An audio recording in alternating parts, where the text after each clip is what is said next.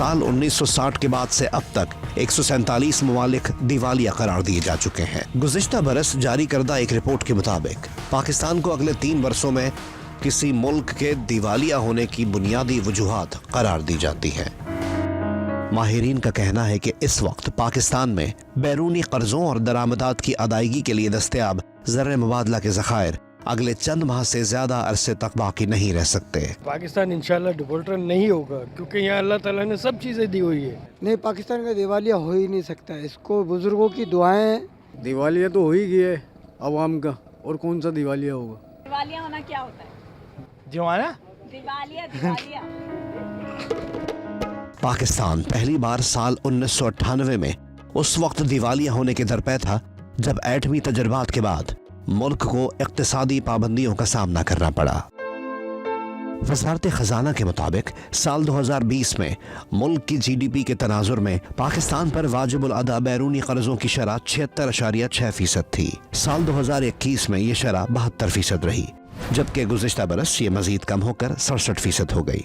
इसके बावजूद तेजी से घटते हुए ज़र मुबादला के ज़खायर और बढ़ता हुआ तिजारती खसारा मुल्क के लिए तशवीशनाक साबित हो सकता है। दूसरे ममालिक से जो दिए हुए पैसे, जिसमें चाइना और दूसरे मुल्क हैं, वो उनका रोल ओवर अगर हट जाए तो हमारे पास तो पैसे ही नहीं, हम तो दिवालिया ऑलरेडी हो चुके हुए हैं। ऐसी सूरत हाल में किसी मुल्क के पास अगर तयशुदा किस्त की बरवक्त अदायगी के लिए डॉलर्स नाकाफी हों, वो दिवालिया हो जाने के खतरे से दो चार हो सकता है। गुज़िश्ता साल श्रीलंका की तरह मुतासर मुल्क की हुकूमत खुद दिवालिया होने का ऐलान कर सकती है। बहुत टफ डिसीजन लेके पहले अपनी इकोनॉमी को सीधा करना होगा। आपकी बैलेंस में पेमेंट आए, आपकी इंपोर्ट सब्स्टिट्यूशन बहुत हद तक होना शुरू हो जाए। इस सारी सूरत हाल में मुल्क भर के अवाम अशिया सर्फ की बार बार अदम दस्तयाबी और रोज रोज बढ़ती महंगाई के अजाब से दो चार हैं।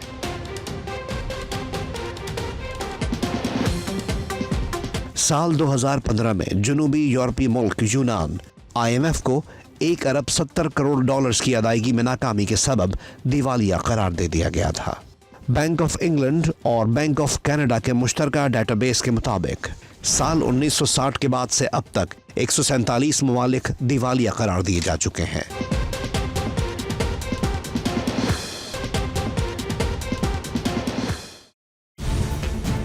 ज़र मुबादला ज़खायर में तेजी से कमी, कर्जों का भारी बोझ, हद से बढ़ा हुआ करंट अकाउंट खसारा और सियासी अदम इस्तेहकाम किसी मुल्क के दिवालिया होने की बुनियादी वजूहात करार दी जाती हैं। ज़र मुबादला के ज़खायर का हजम और फौरी तौर पर वाजिबुल अदा कर्जों और सूद की कुल मालियत का तकाबुल मुआशी सूरत हाल को जांचने का जरिया हो सकता है। गुज़िश्ता बरस जारी करदा एक रिपोर्ट के मुताबिक पाकिस्तान को अगले 3 वर्षों में 6 अरब 40 करोड़ डॉलर्स का कर्जा लौटाना होगा। सऊदी अरब से हासिल करदा 3 अरब और चीन से लिए हुए 4 अरब डॉलर्स इनके अलावा हैं। कोई ये चीज़ें दिखाई जाती हैं मीडिया पे कि अगले साल पाकिस्तान को 10 बिलियन देने हैं। ये दुनिया इसी तरह चल रही है।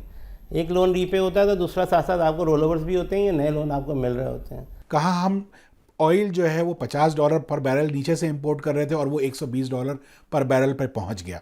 तो जो वो हिट लगी थी पाकिस्तान को, उसकी वजह से हमारी जो भी डायनामिक्स थी वो सारी चेंज हुई। दिवालिया होने से कबल बिगड़ते हुए मुआशी हालात की चंद खास निशानियां होती हैं।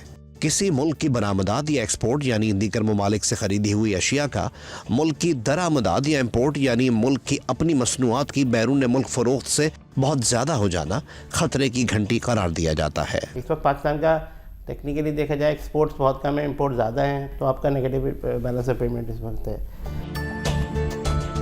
इस वक्त मुल्क भर में मुआशी बदहाली की बयान करदा निशानियां जा बजा दिखाई दे रही हैं, लेकिन हुकूमत में शामिल तमाम जिम्मेदारान इस वक्त तक इस सूरत हाल पर काबू पाने से मुकम्मल तौर पर कासिर नजर आते हैं, गोया इन्हें किसी मुआवजे का इंतजार हो।